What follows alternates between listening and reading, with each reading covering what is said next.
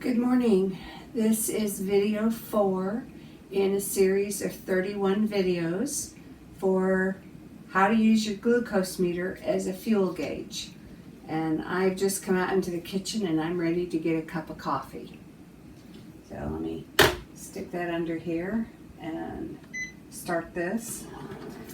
So today is the third day of the DataDrivenFasting Challenge, and today is the day that people begin to get their personalized glucose trigger assigned to them by the app after the past 2 days of putting in our pre-meal glucose numbers. We can enter in other data, we can enter in our weight and our body fat percentage, we can enter in a whole bunch of things on the app. You would see there in the app how to do that once you're beginning to use it.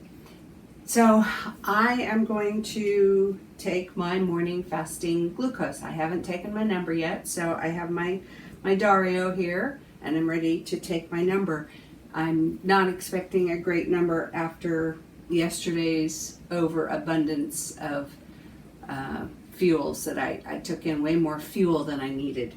So I'm going to click on my Dario app icon and pull out my meter through this little latch, pull the Lego piece out and put it here in the bottom of my meter, and get out some test strips.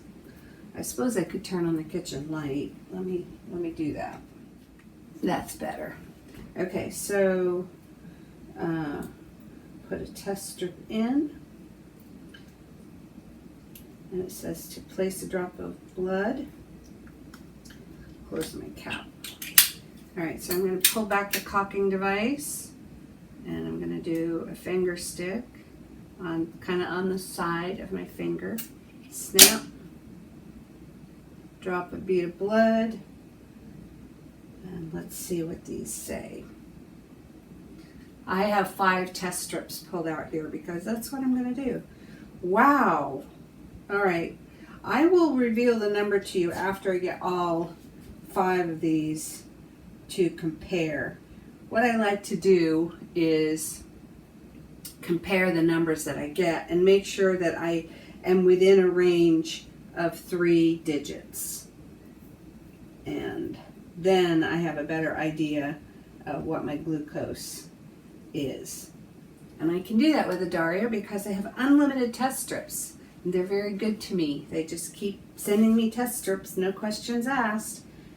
And I'm using a bunch of them.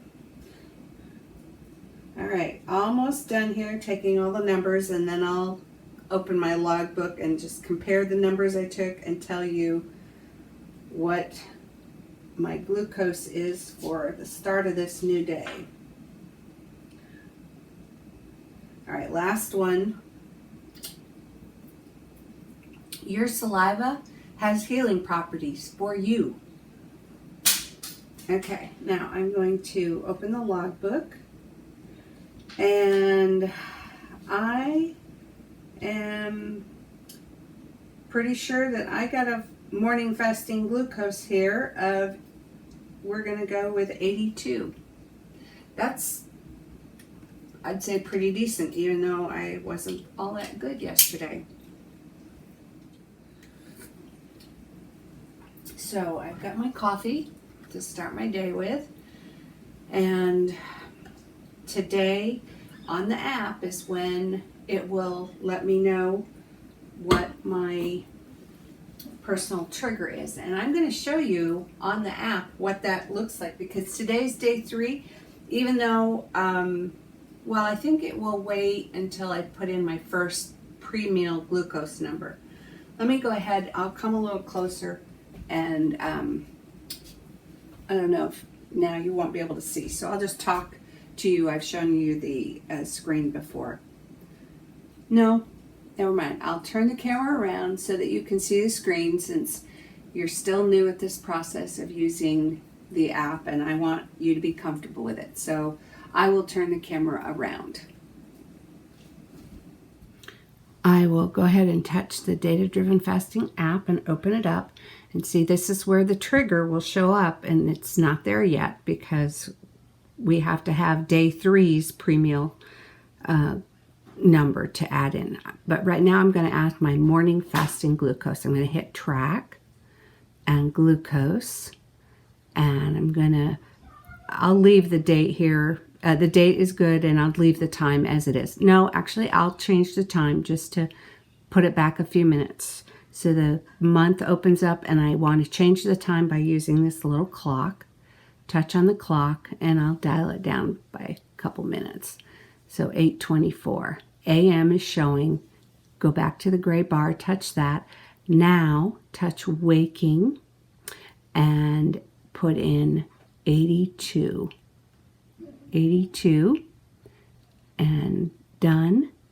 And I could check off any of these things that would indicate what I'm experiencing: high stress, whether I just done some exercise, whether I feel fatigued, whether I was having my period, whether I had poor night's sleep, or whether I'm in pain. Those things can affect our glucose value. So, but I'm not checking off any of those things. I'm good. Hit record. Hit record. Whoops. Okay. It recorded it, and now it says 1 more day of recording until you get your trigger. So once I enter a pre-meal glucose number, I'm pretty sure it's going to go ahead and show me a trigger. But I will do that on video to show you how that works on this day 3 of the 30-day challenge. Until then, it's time to drink some coffee and go get showered and dressed and ready for the day. Continuing on with my day, showered and dressed. Also walked at the tread desk and did some schoolwork for my nutrition class that I'm currently in this semester. I got hungry, so I tested my glucose and decided to go ahead and put together my meal. And I did that. I went ahead and ate it, which I'm glad that that's all out of the way, because now we have been without power here for a couple of hours. My granddaughter's down for her nap, and hopefully she'll have a good nap and the house won't get too chilly. But I'm beginning to get a little bit worried, wondering when will the power be back on. To play it safe, I'm going to go ahead and get this video finished so that if I have to pack up with my granddaughter and go to Starbucks to stay warm and be able for me to be able to get some schoolwork done, at least I'll have the video done and I can go ahead and upload it there at Starbucks. Yesterday, I made the mistake of not taking the time to compose a good meal and sit down and enjoy it. Today, I did compose a good meal.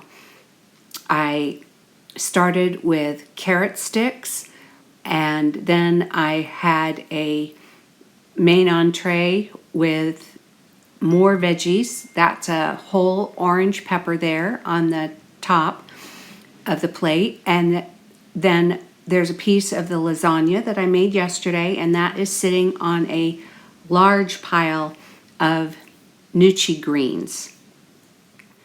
The glass with the drink in the top right corner, that is a drink based off the idea of TrimHealthyMama's Earth Milk, and my version is a cinnamon red hot drink. Earth Milk drink as cinnamon red hot. So I will put the recipe information in the description box for that, as well as information about what gnocchi greens are. Then dead center at the top, 12 o'clock noon, is a portion of Maria Emmerich's protein loaded snickerdoodle pudding. For dessert, I had a bowl of sweetened fat-free Greek yogurt. Underneath the whole thing is a 1/4 cup of chia seeds, and then that's a whole container of raspberries. So I had a very nutritious meal today, and that will be it for my one meal a day today. Even though I have one meal a day, each day, I don't think that that's the ideal thing to do. I really think it would be best if I could somehow make myself get used to having an early or a late breakfast and an early dinner so that I would have 2 meals a day. I think that would be ideal, but I just haven't done that yet. So I think the ideal is 2 meals a day. So please don't do as I do as I say. Have 2 meals a day. One of the things I wanted to accomplish with today's video, since it's day 3 of the 30-day challenge, is to show you what it looks like for your personalized trigger to show up on the app. And that will happen when you put in your first pre-meal value of the day on day 3. So I'm going to turn the camera around and show you on my app, the dashboard of my app, what that looks like. So you'll see that I have no trigger assigned right now. As of this morning, you saw that on my app. But now I'm going to put in the glucose value that I got when I tested, when I was hungry. And I'm going to put it in my app, and I can also use this as a teaching illustration on how to set the time on your app if you're putting in data, all at once at the end of the day instead of each time you're taking a number. So here we go. I'm going to turn the camera around and do that for you. I'm sorry about the poor lighting, but we don't have power here. Okay, I'm going to touch the Data-Driven Fasting icon and open up the dashboard. And like I said, I don't have a personal hunger trigger assigned to me yet because this is day 3 and I haven't put in a pre-meal number yet. But when I do, I believe it's going to give me my personalized hunger trigger. I'm going to touch track and glucose. Now I could do it either through glucose or biomarkers. See, if I touch glucose, then that's just the glucose page. Let me close it. If I touch biomarkers, I can select the type of biomarker, which glucose is one of the biomarkers. So I could go in that way too. I'll touch blood glucose, and there we are at the glucose page for recording. So this time, because it was my pre-meal number and I did choose to eat, I'm going to leave this checked, and I'm going to touch before meal, and I also want to reflect the time that I took that pre-meal number. It was at 1. The date's correct here, but I'm going to make the time correct. So I'm going to touch the little clock at the bottom of the calendar, and I'm going to touch the hour to adjust that. Oops, let me get the whole. So there's the whole collection of hours. It was 1 o'clock, and I think it was about 1:27. So I'm going to leave it there, but I could dial it up or dial it down. And PM, that was the time it was. So now I'll go back and touch the gray bar. Now it reflects the correct date, time, and morning or evening. Now I'm going to put in my glucose value, and I'm going to write 78, and I'll hit done, and everything on here is correct. I'm not going to add any notes. I'm not going to rate my hunger. That's not important to me. If I click this X, I haven't recorded anything. I need to scroll up a little bit, and I need to hit the record button. And I'm not going to click any of these things because they don't apply to me right now. Record. All right. And there we go. See, it pops up. It says you are done with the baseline. It is time to switch to hunger training. Now, I want to say something about that. I do not have to switch to hunger training. I could wait. I could leave this the way it is and switch to hunger training tomorrow after I add in one more pre-meal number. And I'm going to do that because I said earlier, let me turn the video around here. I said earlier in another video, whether it was, I don't know which video it was, that I was at a disadvantage in a way when it comes to getting a personalized hunger trigger because I do only eat one meal a day. So I'm only entering one pre-meal number a day. Well, the thing is that the more pre-meal numbers we enter, the more accurate our personalized hunger trigger will be when we get that assigned to us. So I would be smart to wait until tomorrow before I hit that value. Let me look at the dashboard just a second. I would be smart if I wait to push the little blue words that say click here to start hunger training, because once you click here to start hunger training, you've locked in your personalized hunger trigger. And I'd like to add a few more pre-meal numbers so that I have a better calculation factoring my personalized hunger trigger. Because a personalized hunger trigger right now sitting at, well, that's why I turned the camera around, sitting at 79, that's a kind of a low hunger trigger. And I think I'd like to have it more like 80. And maybe it's just a mental game. But anyway, I'm going to wait until at least tomorrow when I enter one more pre-meal number before I lock in, click here to start hunger training. I was just looking at the dashboard and I looked at the to-do section to see if there was a new reading portion for it. And there's not yet. Maybe that'll appear later today.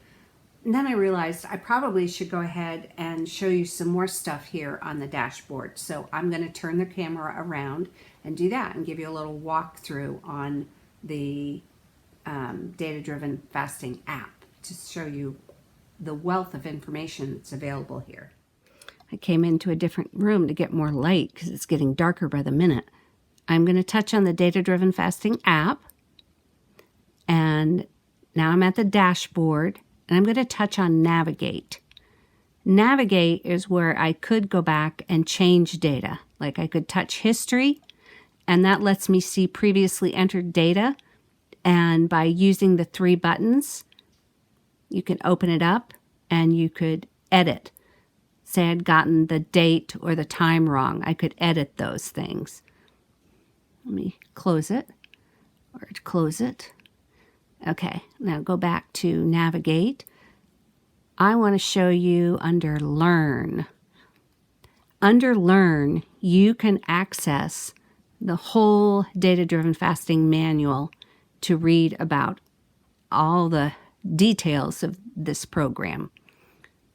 It's running slowly because I'm on cellular instead of Wi-Fi since we have no power here.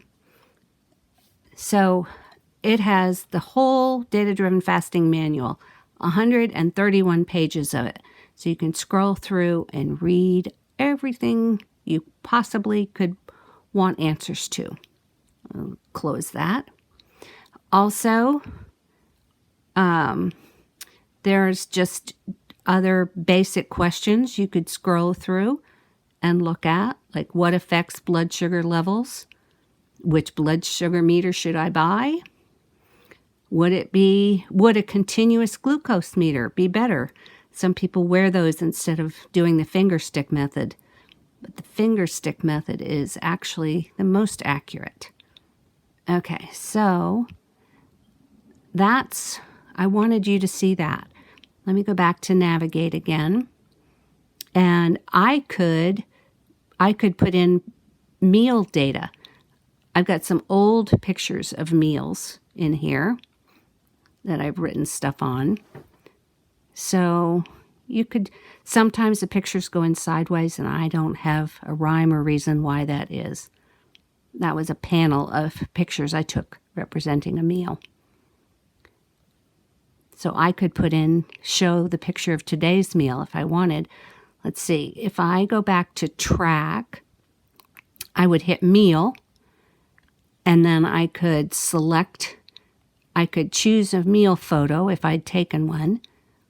So I can go to my photo library, and I could put my meal in, choose it, and there I have the meal, and I could put the date and time, the description of the meal, and I could write down what happened to my blood sugar 1 to 2 hours after the meal. I'll just hit Save Changes, and then the meal will be, maybe it won't be in there.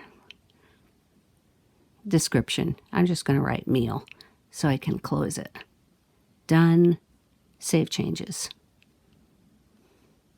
I think because I'm on cellular, it's not working as well.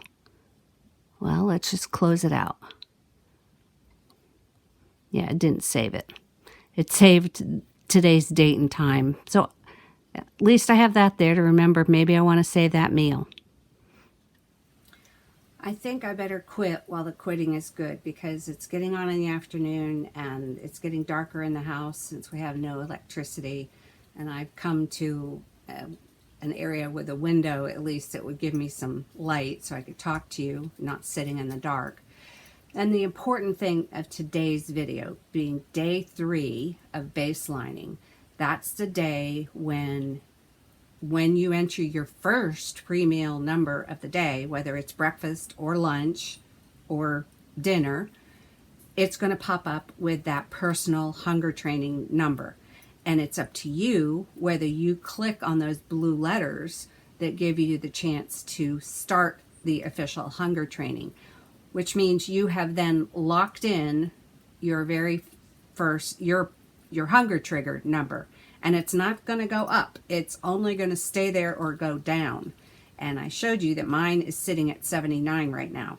I think I'd like to add in another pre-meal number and maybe get an 80 as my personal hunger trigger to start this challenge with, or to continue the challenge with, instead of locking it in at 79. So I'm not going to push those little blue words that say click here to begin hunger training. I'm going to leave the hunger trigger number sitting there. It's showing me 79, but it's not locked in. The number will change according to what I put in for the next few pre-meal numbers. So say next meal. Well, let me experiment. I'm going to pick up my phone and I'm going to just enter in a fake pre-meal number and see what happens. Sure enough, I entered 121 as a pre-meal number, and it changed the personal hunger trigger number to 90. So I was right. If you don't lock in the personal hunger trigger number by click here to start hunger training, then you can keep entering in a few more pre-meal numbers and give the algorithm a little more data to work with before your hunger trigger gets locked in. So I'm gonna hit navigate and history so I can wipe out that false pre-meal number that I just entered in. Where is it? History. Oh, let me pause the video for a minute. Okay, I found it. So I'm going to hit the 3 little buttons beside it, and I'm going to scroll down, and next to that update button down here is a red delete button. So I'm going to hit the delete button and just wipe that out. And now I'm going to go back to, I'm going to touch the dashboard icon here at the top left, and I'm back to seeing that 79. You can't see it on the screen. I'm back to seeing the 79, but not going to lock it in with click here to start hunger training. I'm going to wait and enter tomorrow's pre-meal number and see what that does to my personal hunger trigger. So the data can be played with a little bit, right? So I think that adequately prepares you through day 1, 2, and 3, the videos that I've put up. I'm sure I'm not covering everything, but I'm doing my best as just a user myself of this program that's gone before you to try to show you some of the things that I've learned. So this is going to be the end of the number 4 video of 31 videos, and today is the record or the teaching aspect for day 3 of baselining. And then on day 1 of baselining, that typically happens on a Saturday with a Zoom call, and there'll be another Zoom call this coming Saturday. Let me look at the overall picture of all the days, and I'll put that up on the screen too so you can look at it as well. Right, so day 1 typically happens on a Saturday, and then day 8 is when another Saturday rolls around and there'll be another Zoom call. Right now, this video is for day 3 of the 30-day challenge, and that's the 3rd day of baselining. Tomorrow, day 4, represents the start of hunger training, but I'm not setting my trigger in stone for hunger training. I will wait. I'm pretty sure when we have our Zoom meeting on Saturday, Marty will answer the question, how low can it go?